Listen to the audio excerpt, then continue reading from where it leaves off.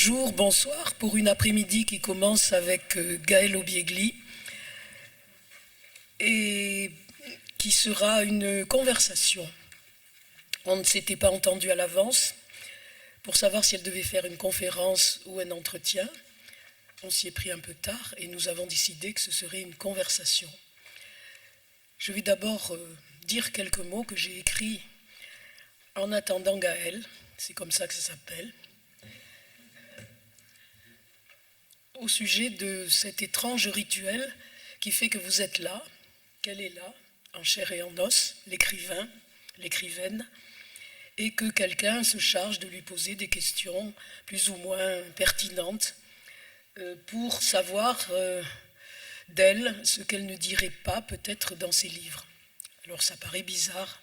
On peut se demander au nom de quoi, de quel rituel, de quelle convention un écrivain, une écrivaine, parce qu'il ou elle écrit des livres, doit en plus être interrogé, répondre à des questions plus ou moins personnelles et expliquer ce qu'elle fait, voire ce qu'elle a voulu dire. Au fond, je m'attends toujours à ce qu'on me réponde « c'est pas la peine de m'interroger, tout est dans mes livres ». Et je serais bien embêtée. En gros, les questions, c'est « pourquoi écrivez-vous » et « comment écrit-on des livres ?»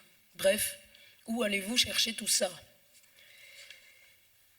Au cours de ce rituel, donc, la voilà devant vous, Gaël Obiegli, et nous lui poserons 1000 questions, ou plus simplement 2 ou 3. J'aimerais bien aussi connaître votre nom. Ah, moi je m'appelle Dominique. Ah, vous n'avez pas de famille? Si, enfin, j'ai un nom paternel, Larocque, ce qui va très bien avec ma voix en ce moment. Vous voudrez bien m'en excuser. Donc, un risque que l'auteur soit mutique, c'est déjà arrivé ici, ou qu'un auteur bavard parle d'autre chose, raconte des anecdotes. Donc, il y a celle qui se livre et celle qui se dérobe. Et celui ou celle qu'on n'ose pas interroger, mais il le faut, puisqu'on est là pour ça. Je disais à Gaël, justement, que la première fois que je l'ai rencontré ici, je venais de lire son livre, N'être personne, le précédent, et que j'étais absolument terrorisée à l'idée de la rencontrer et de l'interroger, en me disant, mon Dieu, je ne vais pas être à la hauteur, elle a vécu tout ça, comme elle le raconte si bien, et je ne savais pas par quel bout la prendre au sens propre. Et donc, par quel bout, justement, la prendre? En cherchant mes notes, par exemple. Voilà, éternelle question. L'homme, la femme et l'œuvre, le fond et la forme. Et ça, c'est l'éternel rituel des notes. J'avais mis des numéros pourtant. Ça vient. L'homme, la femme et l'œuvre, le fond et la forme. Voilà quelques petites questions absolument inutiles que je lui pose en rafale, et elle pourra en choisir une ou deux, si elle veut, ou pas ou aucune, parce qu'on parlera ensuite bien plus sérieusement de son œuvre. Gaël Obiegli, est-ce un nom réel ou un nom de plume? À quel âge avez-vous appris à lire? Étiez-vous une bonne élève? Quelle était votre matière préférée? Quel âge avez-vous? Aimez-vous les animaux? Avez-vous voté aux dernières élections? Voilà, des questions intéressantes si on veut, surtout si on veut faire de Gaël une copine, partir en voyage ou en vacances avec elle, mais au fond sans véritable intérêt pour le sujet qui nous intéresse. Quoique. On pourrait ajouter thé ou café, whisky ou vodka, train ou avion, etc., etc. Donc il faut prendre la chose, c'est-à-dire Gaël, par un autre bout. Et je lui ai proposé de partir tout simplement d'un texte qu'elle a rédigé pour le prospectus du banquet, sa notice biographique. Je vous propose donc une conversation en 3 parties. Apprendre à écrire 1, c'est l'auteur qui apprend à écrire, ses apprentissages, d'après sa notice biographique rédigée par elle-même. Écrire, Voilà l'écrivain parvenu à maturité et auteur déjà d'une dizaine de livres qui font que nous avons l'impression de la connaître et de l'avoir déjà rencontrée. Et nous pourrions à la limite nous passer de cette conversation. Et troisième épisode en quelque sorte, apprendre à écrire deux, puisque Gaëlle apprend à écrire dans des ateliers d'écriture à des gens qui viennent pour ça. Et elle est censée non pas leur enseigner l'écriture, mais faire qu'ils écrivent. Et elle nous racontera peut-être comme c'est difficile ou comme c'est facile, je ne sais pas encore. Alors allons-y gaiement et partons, si vous le voulez bien, de cette notice biographique que vous avez rédigée. Oui, alors. Et vous avez le droit de dire quelques mots. Je ne sais pas si je l'ai ou pas sur. Ouais, voilà, la voici. Si vous voulez bien, je lis une phrase. Je vais commenter mon curriculum vitae. C'est comme un entretien. Donc j'ai écrit, déjà c'est très bizarre, j'ai écrit en parlant de moi à la troisième personne, alors que la plupart du temps j'écris à la première personne du singulier, mais pas forcément pour parler de moi. J'ai grandi en Beauce et c'est là probablement, enfin certainement, que j'ai commencé à écrire. Je me souviens très bien que justement la première fois où l'écriture est intervenue dans ma vie, alors c'est pas seulement, c'était pas pour écrire parce que je ne savais pas écrire à l'époque. C'était donc dans mon école maternelle en Beauce. On a voulu nous faire, on nous a mis devant des images où il y avait un poisson rouge dans son bocal. Et ce poisson rouge respirait, il y avait des bulles qui sortaient de lui. Et dans une de ces bulles, il y avait quelque chose d'écrit. Et la maîtresse nous a dit, essayez de lire ce qui est écrit, essayez de savoir ce qu'il pense, ce poisson. Et moi, j'étais incapable je reconnaissais quelques lettres, mais je n'arrivais pas à les lier. J'arrivais pas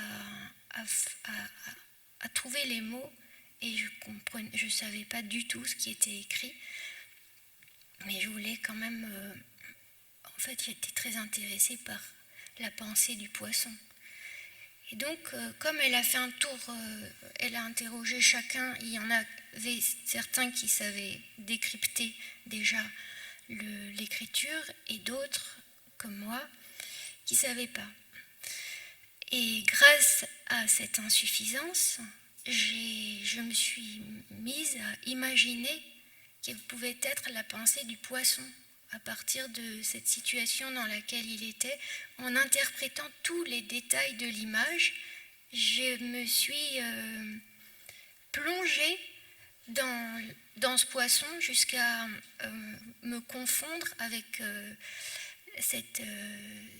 subjectivité que je lui prêtais. Donc probablement que j'ai commencé à écrire à ce moment-là dans une école maternelle en Beauce. Voilà. Donc Gaëlle Obiegli a grandi en Beauce. En 1993, elle commence à expérimenter la littérature à New York. Expérimenter la littérature à New York. Ouais. Bon, j'ai pas mis mon année de naissance, c'est un oubli. Je suis née en 1971 et donc 22 ans, enfin 21 ans en fait, plus tard, je suis allée à New York, mais vraiment je n'avais pas du tout l'intention d'y aller. Simplement, et là aussi ça a encore à voir avec l'école. Et bon, ça joue beaucoup dans l'écriture. parce qu'à l'époque, j'étais étudiante en histoire de l'art et je m'ennuyais pendant les cours, et notamment pendant les cours d'anglais, que je séchais.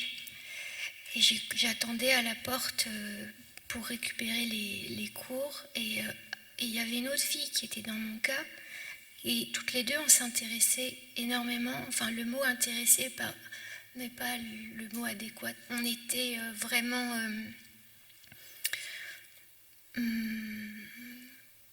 passionnés par la littérature américaine, une certaine littérature américaine, et la poésie, enfin ce qu'on en connaissait. Et on a décidé d'aller rencontrer des poètes qui s'étaient réunis à Amsterdam. On y est allé en autobus, et quand on est arrivé là-bas, on les a fréquentés pendant 2 jours, 2 nuits, et ils nous ont proposé de ne pas rentrer chez nous, mais d'aller avec eux. Et on y est allé. Et ça a duré un certain temps, plusieurs années, et c'était des gens qui écrivaient, qui écrivaient de la poésie, en fait des choses très très très libres dans leurs propos, des choses et dans la forme, et pour lesquelles il n'y avait pas de séparation entre vivre d'une certaine manière et écrire. Il y avait une continuité entre la vie et sa représentation. Et en même temps, c'était des représentations de la vie qui étaient extrêmement fantaisistes. Fantaisistes, mais pas forcément douces. Disons que ça s'éloignait beaucoup du réel. Et j'ai fréquenté ces gens, des artistes, des activistes, comme on dit, enfin ou des gens qui faisaient strictement rien, qui volaient. Et c'est pour ça que j'ai utilisé le mot expérimenter. Parce que je ne peux pas dire que j'écrivais grand-chose, mais j'avais vraiment l'impression d'expérimenter la littérature. C'est-à-dire, pour moi, une certaine façon d'être au monde et un désir de formuler ça, d'interroger, de formuler un rapport au monde très personnel, et de trouver le moyen de le formuler de manière à le partager. Voilà, c'est pour ça que j'ai écrit ça. Expérimenter. Oui. Nous continuons. De retour à Paris, elle apprend à partir de 1996 le russe à l'INALCO, langues orientales, Langso comme on disait autrefois. Oui, on l'appelle encore Langso, mais bon, voilà. Donc pourquoi après, le russe? J'ai appris le russe parce que j'avais commencé à l'apprendre quand j'avais 14 ans à peu près, parce qu'à 12 ans, en général, ça paraît bizarre, mais vers 12-13 ans, j'ai découvert Dostoïevski. Et j'étais passionnée par pas tellement par cet auteur, mais par le livre que j'ai lu, qui s'appelait Crime et Châtiment. C'était pas tellement l'auteur, parce que je m'en fichais un peu jusqu'à un certain âge. Je lisais des livres que j'aimais ou je n'aimais pas, mais je faisais pas tellement attention au nom de l'auteur. Je les plaçais pas, et je lisais pas dans cette perspective culturelle ou sans désir de me cultiver en tout cas. Et ça n'a pas beaucoup changé d'ailleurs. Et donc il y avait ça. Je voulais le lire dans la langue originale. Et l'autre chose, c'est que j'étais communiste. Et donc j'avais le désir d'aller en Russie et en Union soviétique, et aussi je voulais aller dans les pays de l'Est, et donc je me disais, il faut que je me forme, il faut que je puisse parler avec les gens. Donc j'ai appris le russe aussi pour ça. Et dans ma cellule, J'avais pas lu Marx, mais je connaissais le russe, donc c'était un avantage. Voilà. Un avantage certain Oui. pour découvrir l'URSS et la patrie du socialisme réel. Nous continuons. Donc, vous êtes allé aussi en Russie. Oui, plusieurs fois. Vivre. J'ai séjourné assez longtemps. Enfin, assez longtemps, c'est relatif, mais plusieurs fois, plusieurs mois. Mais c'était plus l'Union soviétique. C'était déjà là. C'était la Russie, mais c'était encore soviétique. L'administration était encore soviétique. Donc j'ai pu apprécier la joie de vivre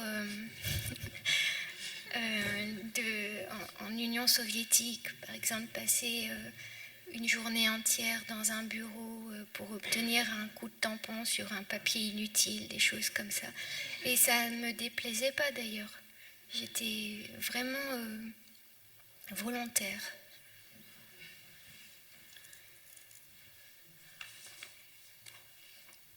Là, il s'est passé un petit quelque chose dans la notice. Quelques mots ont sauté. Le premier titre d'un ouvrage de Gaël qui était écrit en marge des cours. Donc, du coup, écrit en marge des cours est devenu un titre. Écrit en marge des cours est son premier livre. En fait, il s'agissait, je crois, de petites figurines en biscuit qui tournent sur elles-mêmes dans sa boîte à musique. Ça ne m'étonne pas que le titre un peu long ait sauté. Mais ça va très bien aussi, écrit en marge des cours.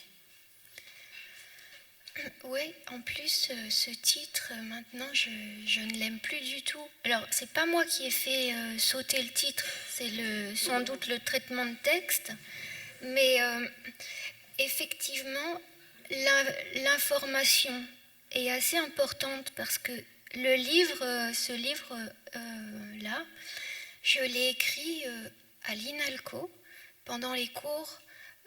J'étais assidue aux cours. À tous les cours, seulement je ne les suivais pas. J'écrivais, je regardais la prof, mais j'écrivais autre chose que ce dont il était question.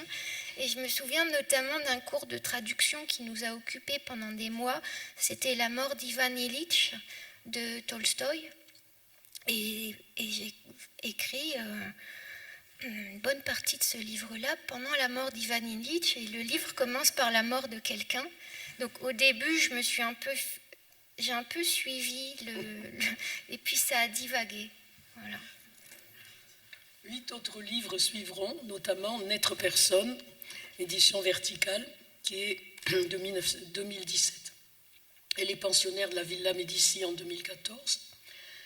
On peut déceler dans ses écrits une préoccupation constante pour la désertion, la vie à rebours, le retrait et les stratégies mises en œuvre à cette fin.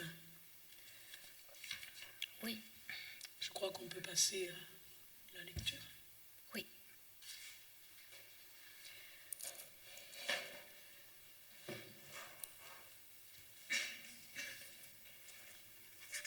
C'est une lecture qui vient de quel livre ? Ce sont 2 extraits qui viennent de mon prochain.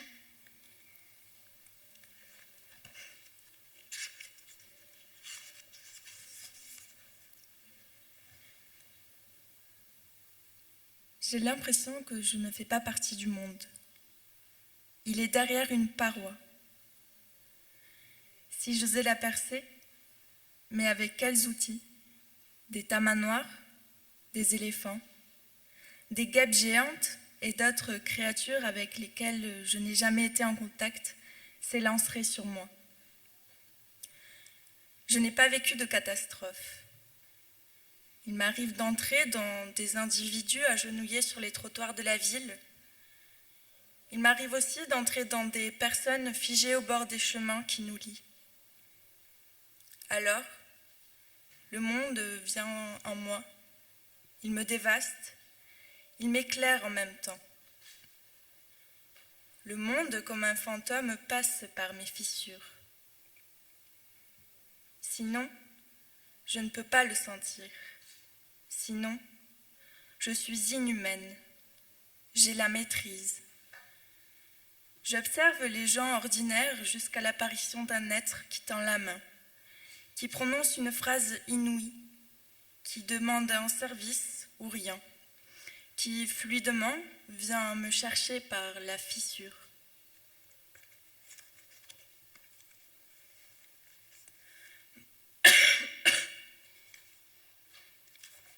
Approche-toi un peu plus du micro. Ça se passe dans l'État de Californie, ce qui est moins plaisant que la Californie tout court. Une prison. Le condamné à mort vit ses dernières heures. Il tient la main de sa femme et leur petite fille joue avec sa panthère. C'est un téléfilm que j'ai regardé sur un grand écran plat de démonstration dans un magasin où je suis restée jusqu'à ce que la grêle cesse. Je me suis assise par terre sur la moquette. Autrefois, dans la même position, lycéenne, je lisais les nouvelles bandes dessinées à la Fnac des Halles. On les a installées, le condamné à mort et sa femme, et la petite, dans une grande pièce fermée par des barreaux. Ça a l'air d'une cage. Il n'est pas certain que cet homme soit coupable d'avoir assassiné une épicière et son enfant, mais dans le doute, la justice opte pour la peine de mort. Un coup de sifflet retentit. Le condamné à mort doit reposer sur le sol sa fille qu'il tenait contre sa poitrine. Des gardes viennent chercher la petite fille qui, à travers les barreaux, tend une feuille de papier pliée en 8 au père. La petite fille disparaît derrière un énorme porte d'acier qui étouffe ses hurlements. La petite fille est condamnée à la mort de son père. Puis c'est la femme qui est arrachée au bras de l'homme. Pour la femme, c'est encore plus terrible.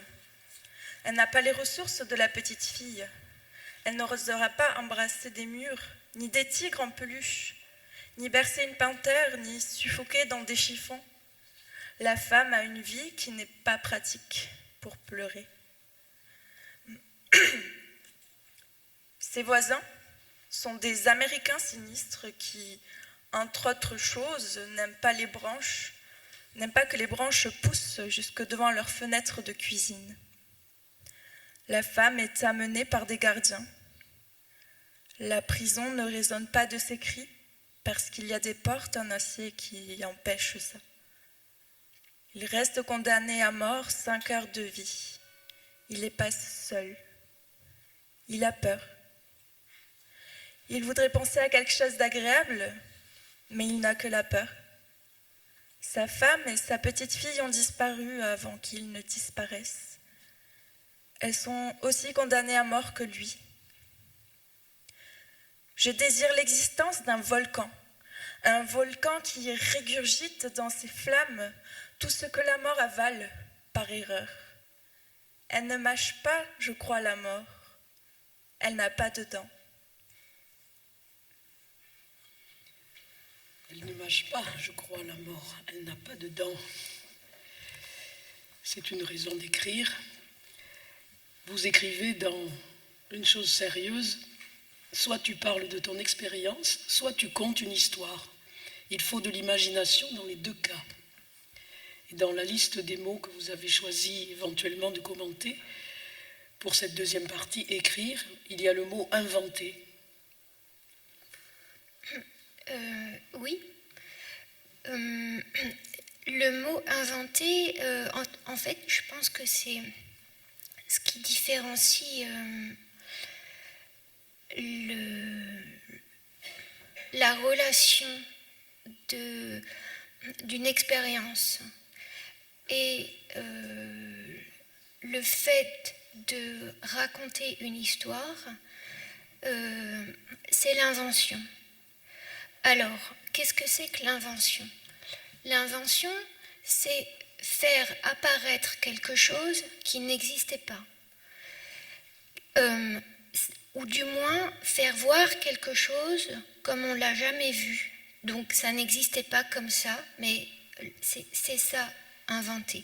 Et c'est ça qui différencie l'écriture que je pratique quasiment quotidiennement, qui est celle du cahier, du journal intime, et l'écriture d'un livre, c'est-à-dire d'une forme. Parce que à partir de choses que je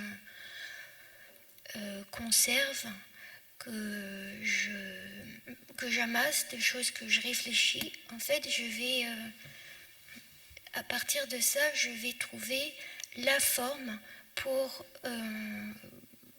faire apparaître quelque chose qui n'existait pas et qui va exister sous cette forme-là. Et ça part à ce moment-là de quoi? D'une première phrase, Souvent, ça part de... Je ne sais pas très bien d'où ça part, mais ça part d'une question. Mais je crois que la question n'est pas première. C'est une succession, une accumulation d'observations, d'impressions, tout ça baignant dans mon ignorance, qui est quand même fructueuse chez moi, parce que grâce à ce que je ne sais pas, je peux imaginer, je cherche, je peux travailler à partir de ça, et tout à coup arrive une question, et cette question devient souvent une obsession, et à partir du moment où ça devient omniprésent, je commence à écrire, c'est-à-dire à trouver une forme dans laquelle je vais réfléchir à cette question, sans forcément y répondre, mais en tout cas, je donne en partage ma question et mon obsession. Donc, par exemple, pour que ce soit un peu concret, là, ce qui vient d'être lu, mon prochain, c'était à un moment où je me suis rendu compte qu'on utilisait beaucoup le mot « monde ». Dans mon entourage, dans les médias. En fait, j'entendais souvent des gens qui disaient, qui parlaient du monde ou qu'ils avaient une réflexion sur le monde, nanani, nanana. Je me suis dit, d'accord, mais qu'est-ce que c'est le monde? Et en réfléchissant à ça, j'ai commencé à écrire sur ça toutes sortes de notes, et j'ai un peu débroussaillé en me disant, le monde... C'est pas très compliqué. En fait, le monde, c'est ce qui n'est pas moi. Et j'ai articulé autour de ces deux choses-là, le monde et moi, pour explorer cette question de qu'est-ce que c'est que le monde. Et en plus, je pense que quand on écrit, donc ça c'est ce que je vais dire là, c'est pas tellement personnel, je pense que c'est une généralité et qu'on ne pourra pas me contredire. On écrit toujours une histoire on l'écrit pour soi, mais on a besoin de la raconter à d'autres. Et même si on raconte une histoire de rien du tout, on a besoin d'en faire une histoire. Et cette histoire, il y a 3 sortes de sources. C'est le monde, moi ou l'inconscient. Donc il y a des gens qui trouvent leur source uniquement dans le monde, et d'autres uniquement dans leur espace intérieur conscient, d'autres dans leur inconscient. Ça dépend des époques. En ce moment, c'est plutôt le monde. Si on prend l'exemple de votre dernier livre, Une chose sérieuse, le terme revient 3 ou 4 fois, et c'est jamais la même chose qui est une chose sérieuse. Tantôt c'est le cerveau, tantôt c'est ce qui arrive, l'avenir, tantôt c'est le fait d'écrire. Et dans Une chose sérieuse, il y a quelqu'un qui écrit, un narrateur, qui dit « je », vous signalez que c'est souvent le cas dans vos ouvrages, et puis qui écrit en même temps pour quelqu'un d'autre, qui écrit à la fois un journal, le dimanche, quand il est libre. On verra peut-être pourquoi. C'est un peu comme dans N'être personne, l'ouvrage précédent, où la réceptionniste d'une grande entreprise, enfermée pendant l'espace d'un week-end, par mégarde dans les toilettes, ne sait pas si elle va mourir et en attendant écrit et à partir de dates, de souvenirs qui surgissent. C'est très daté, c'est comme un journal, vous parliez de journal. Et là, au contraire, c'est une sorte de scribe qui écrit, mais qui écrit, vous dites, il y a toujours une question au départ. Et la question, la chose sérieuse ici, c'est ce qui va advenir de notre monde. C'est à la fois le monde, l'inconscient du narrateur parce qu'il rêve beaucoup, il voit des choses, il entend, il a tout un monde intérieur justement, et puis il y a lui dédoublé puisqu'il écrit les mémoires de quelqu'un d'autre. Donc la question de fond, là, c'est la catastrophe. Ou pas? Alors la question de fond, la question vraiment qui sous-tend tout ça, c'est du moins la mienne. La vôtre, elle est très bien, elle est bien. Merci. Mais la mienne, c'était plutôt en fait une question qui remonte à très longtemps. C'est la question, qu'est-ce qui fait qu'un homme est ce qu'il est? Et je trouve que c'est la question, que cette question-là, qui est une question antique, aujourd'hui, elle se pose avec force. Pourquoi? Parce qu'on est extrêmement technologisé. Là, on a un personnage qui est carrément pucé, donc manipulé par la technologie, une technologie qui est incorporée. Et les conditions qui font qu'un homme, un humain est ce qu'il est, en ce moment, elles sont vraiment tout à fait nouvelles et elles nous amènent à reconsidérer ça. Donc j'ai pris cet homme qui est un scribe, effectivement. Il écrit à la place de quelqu'un d'autre. Il parle à la première personne du singulier. Mais le problème, c'est que on lui a inséré une puce informatique dans le cerveau, ce qui fait que c'est quasiment une marionnette, sauf le dimanche. Parce que le dimanche, c'est son jour de libre et on désactive la puce. Et donc c'est ce jour-là qu'il peut parler librement. Et donc le livre, une chose sérieuse, c'est sa confession, on pourrait dire, ce qu'il écrit en marge. Et aussi, donc c'est un écrit amateur, puisque c'est pas son écrit professionnel, mais en même temps, c'est le livre de la poésie. Je ne sais pas si j'ai répondu à la question. Oui.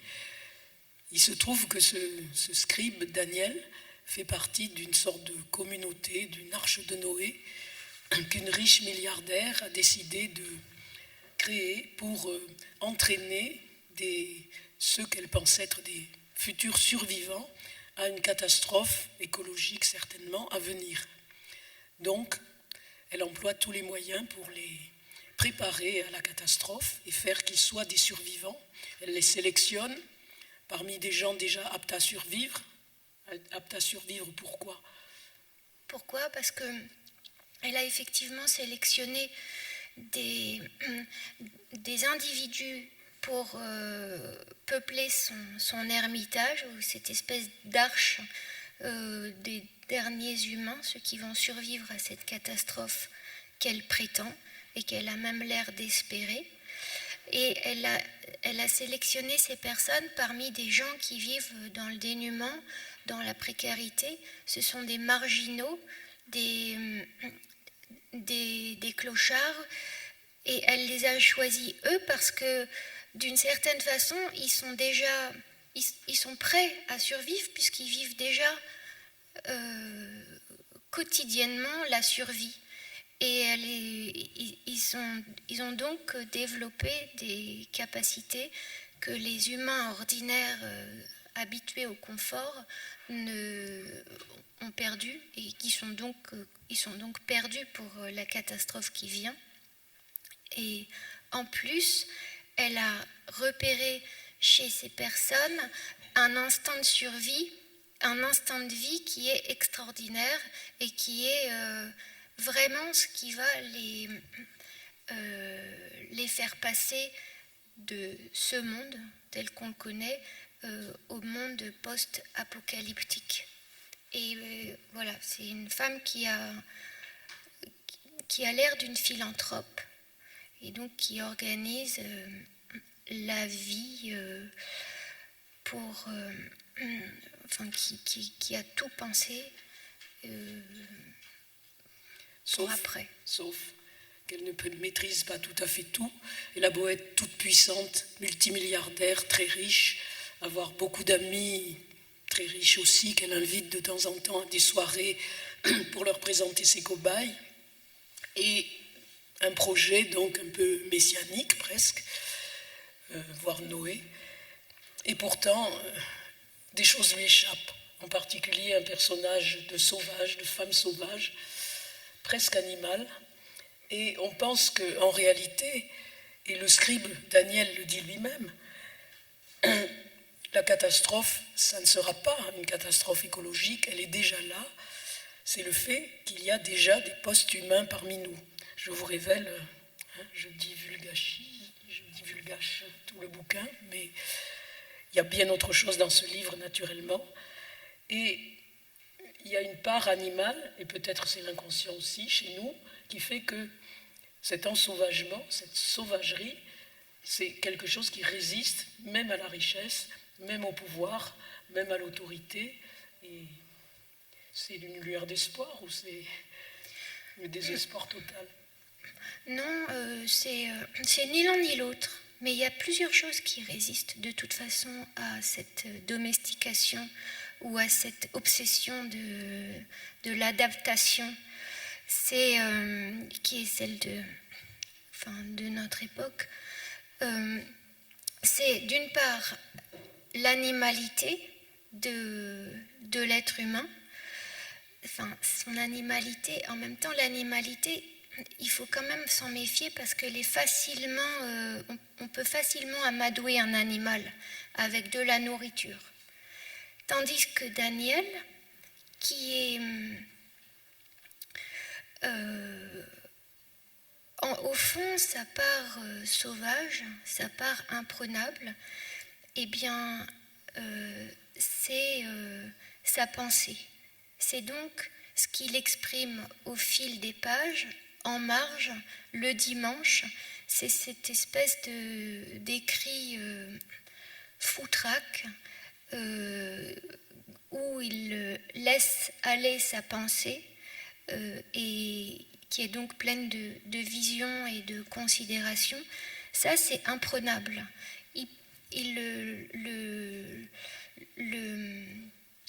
Le projet de cette philanthrope, qui est un projet à la fois, qui est un projet diabolique dans le fond, puisque elle veut faire,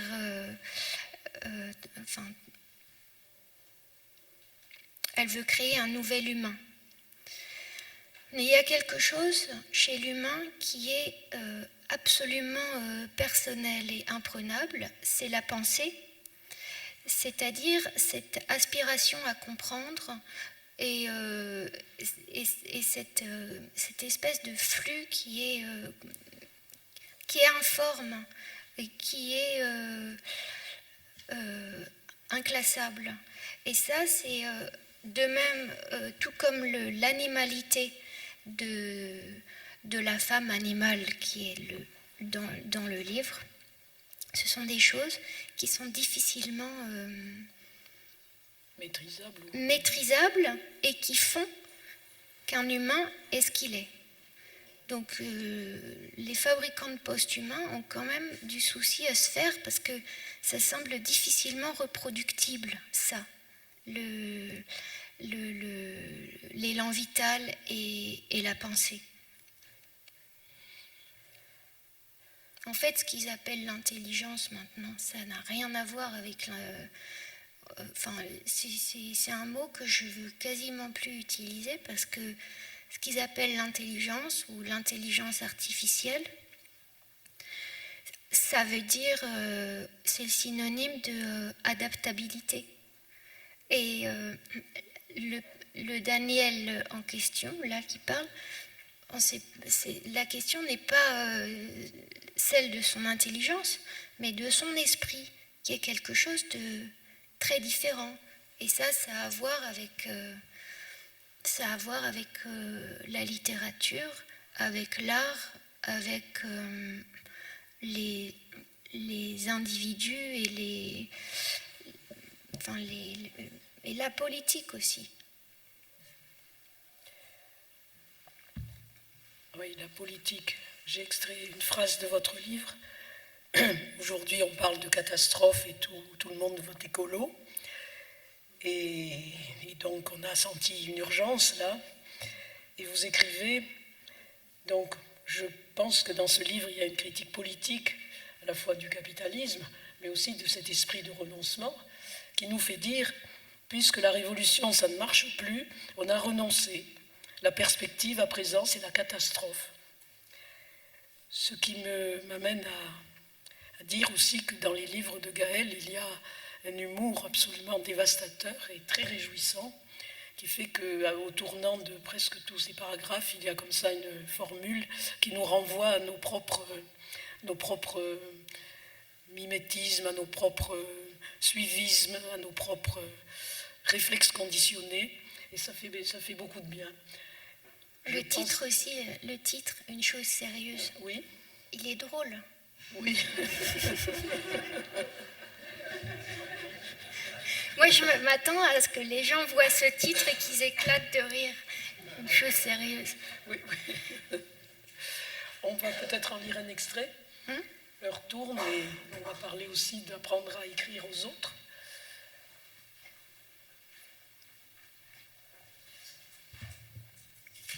C'est bon ? Ouais. Dans ma situation, le temps est suspendu. Mais je ne peux pas m'empêcher de penser à l'avenir. Il s'invite, comme le passé, dans ce présent qui m'est infligé. Prévoir le dimanche qui vient, tel est mon projet d'avenir, puisque le reste du temps est à la disposition du business. Je ne m'en plains pas. Je ne veux pas semer la zizanie. Et moi, je dis que parfois, dans la vie, la roue tourne. On ne va pas me mettre à l'écart pour avoir osé prononcer de telles fadaises. Surtout que je ne les profère pas, mes rancœurs. Ni je me plains, ni je réclame, ni je proteste. Non, j'attends la mort, sagement. Avec même de la discipline, par période, sans dire un mot. C'est nouveau, je ne bouffe quasiment plus rien et je passe des heures à regarder le ciel par la fenêtre, du moins le dimanche. Des fois, ma pizza, je n'en mange qu'un quart. Le reste, je l'émiette pour les oiseaux. Ils volent à bord de ma fenêtre. Je prends ça pour une danse, un hommage qu'ils m'adressent. Je suis à l'affût des signes, d'où qu'ils viennent. Le médecin essaye régulièrement de me faire avaler des cachets qui neutraliseraient ce qu'il appelle mes délires paranoïaques.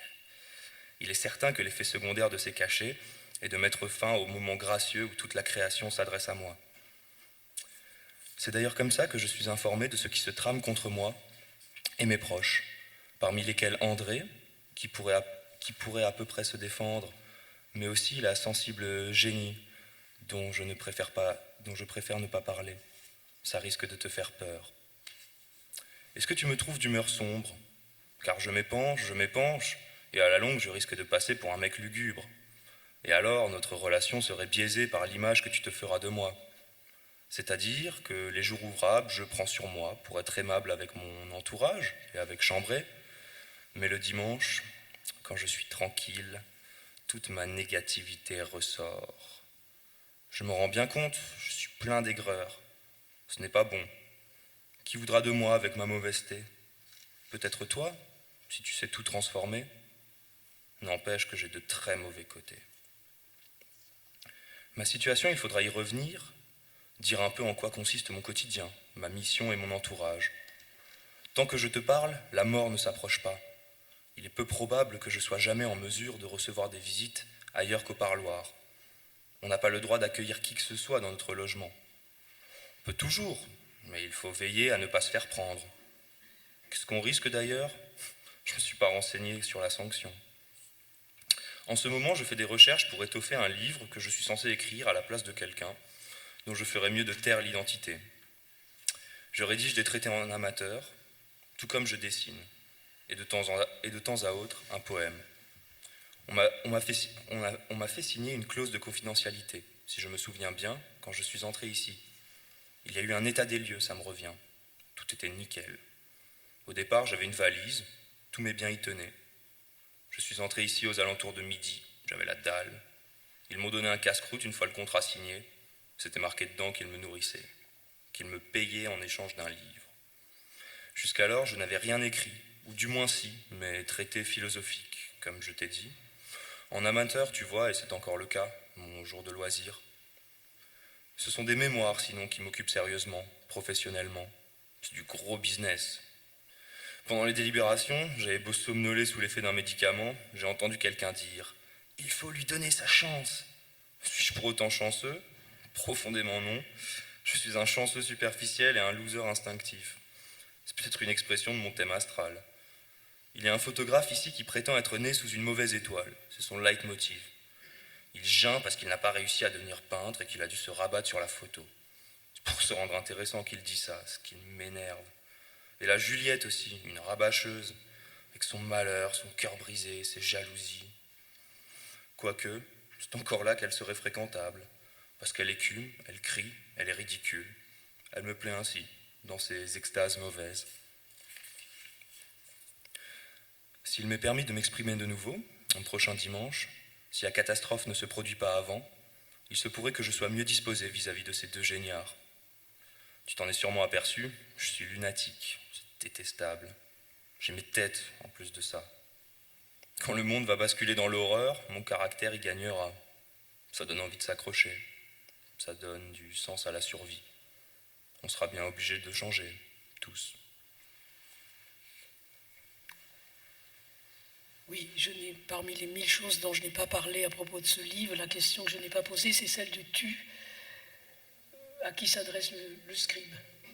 Mais on va peut-être répondre à cette question dans notre dernière partie, qui est celle des amateurs qui viennent apprendre à écrire avec vous. Et comment ça se passe, ces ateliers d'écriture? Qu'est-ce qu'on y vient chercher?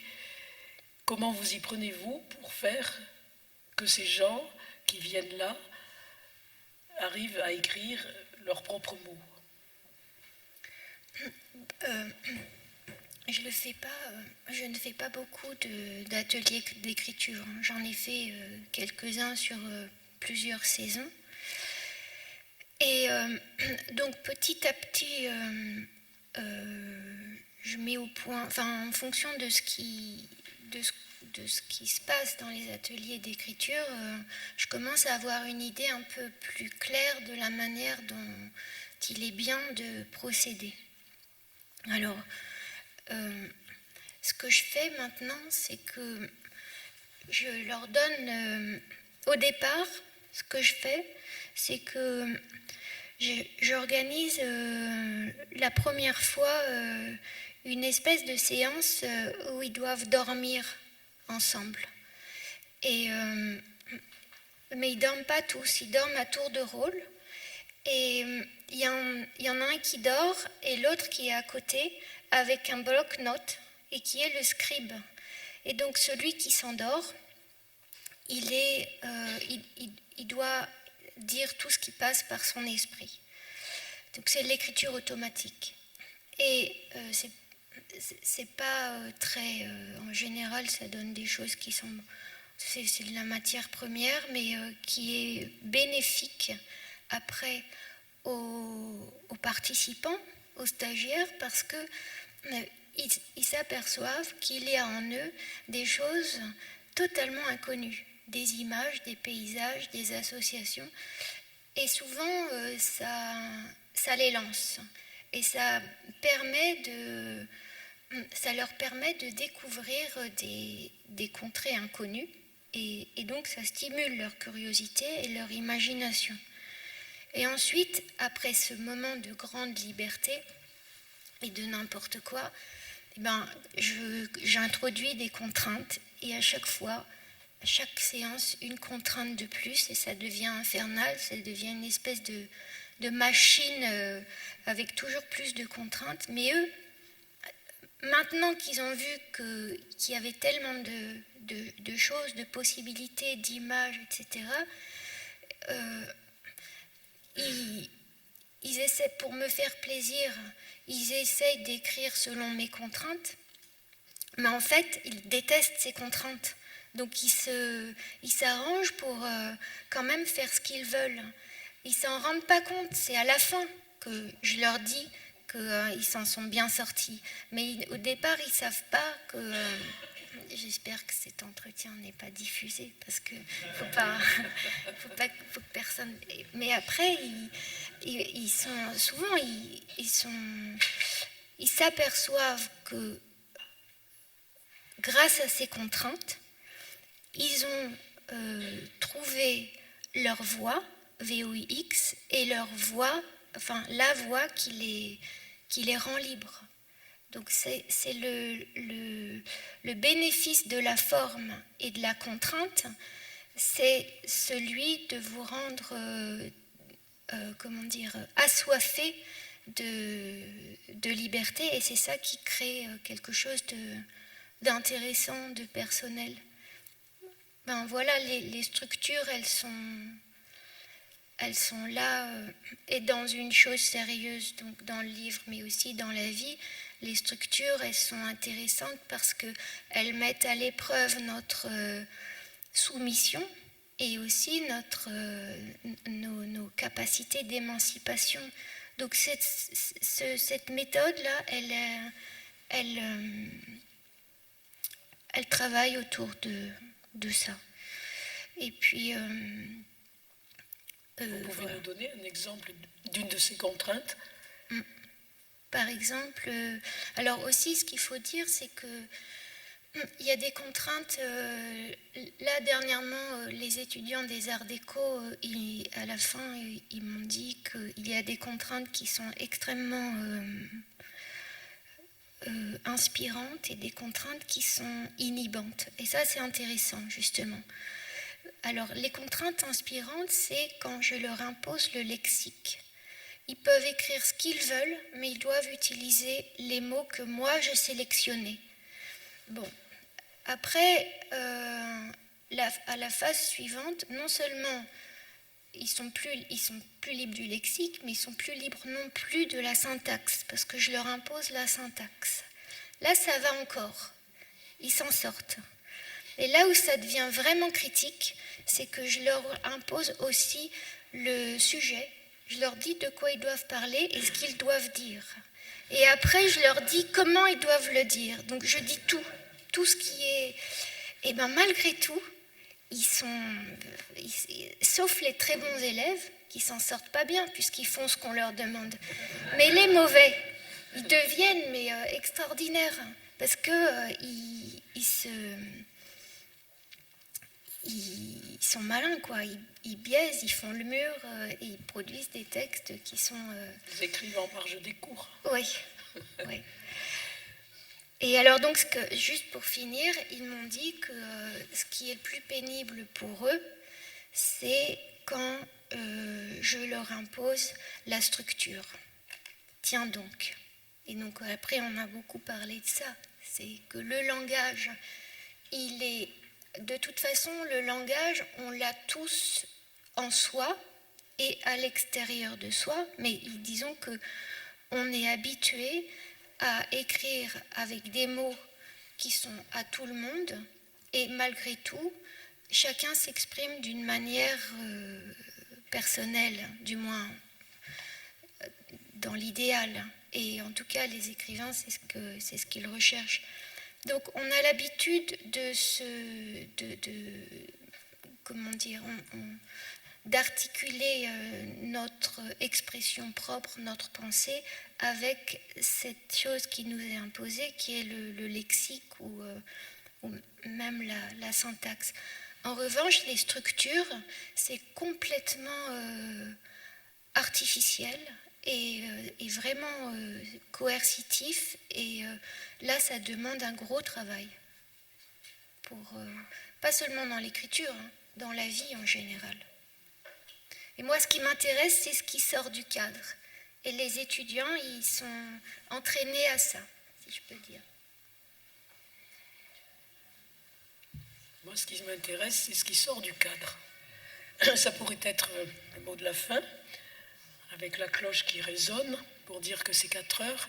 Et nous voulions vous laisser quelques minutes pour éventuellement réagir ou poser des questions sur tout ce que nous n'avons pas pu dire dans cette petite heure qui nous était impartie, mais il ne faut pas non plus que ce soit indéfiniment long. Donc, une dernière phrase, Gaëlle, quand même, ou pas? Une dernière phrase. Non, je ne sais pas. Disons que c'est bien aussi de finir avec ça, apprendre à écrire aux autres. Mais ce qui est paradoxal, c'est que donc, de temps en temps, je conduis ces ateliers d'écriture où je suis censée enseigner l'écriture, mais je ne sais pas vraiment comment on écrit. Donc, j'ai l'impression à chaque fois d'apprendre en même temps. Et bon. Oui, je crois que j'ai une réponse là. Tout ce qui passe par ma tête en 1 minute. Les images surgissent à mesure qu'elles disparaissent, elles se superposent. Il y a des phrases aussi. Quand ma conscience se pose sur un coagulé de débris, elle en extrait des réflexions. Chacune se termine en un paragraphe, parfois juste une phrase. Je les note principalement sur des post-it, les phrases. Dans les moments d'excès, je prends des feuilles. Le cahier, éventuellement. Il vient en dernier. C'est pour des raisons pratiques. Il est moins disponible qu'un papier qui traîne. J'ai des tracts, des enveloppes à côté de mon lit, où, en dehors des heures de travail, je suis beaucoup. J'ai des post-it un peu partout, une coutume de bureaucrate. Tandis que le cahier, souvent, il est dans mon sac. C'est un sac à dos. Je me suis dit, à la limite, la réponse, elle y est là. Une partie de la réponse, bien entendu. Oui. Oui. Ben si, oui, bien sûr. Ça, c'est juste le côté pratique. Merci beaucoup de votre attention et merci Gaëlle. Merci à vous et merci à Lila et Hugo d'avoir lu des extraits. Et merci beaucoup Dominique. Dominique Larocque.